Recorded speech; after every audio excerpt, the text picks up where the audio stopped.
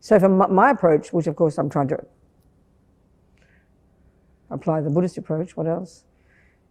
To analyse why do we freak out? Why am I nervous? Well, first of all, we don't like getting sick. We don't want to have a disease. We don't want to die, and we hear all these deaths. But then we realise, well, Buddha's been telling us very quietly for 2,500 years that guess what, folks? Things change. Things are impermanent. So we all know that. But how do we apply that?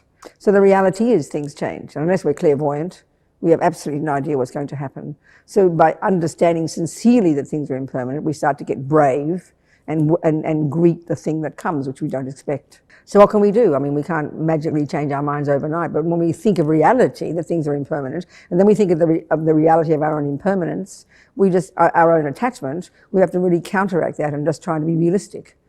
But on a practical level too, we absolutely have to do what they all tell us, not to touch our faces. And why not? I think it's because if the things that are on our hands, the whatever they call, that have got the disease, that have got whatever it is, they last for a few days, and if you touch your mucus membranes, that's how it gets into your system. So do the practical things.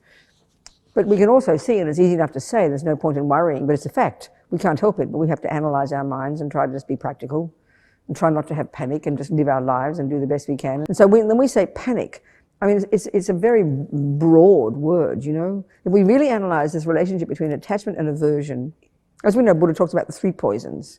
Well, the 2 main ones that run our lives, attachment is the one that's the basic assumption every second, I must get what I want. And then its response is really what's called anger.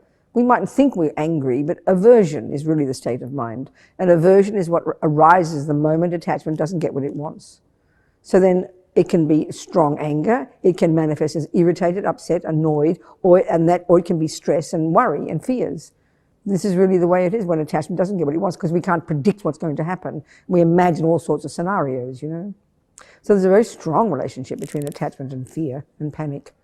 And when we realise that all the delusions, the way Buddha describes, all the delusions are rooted in fear, and they're all the voices of I,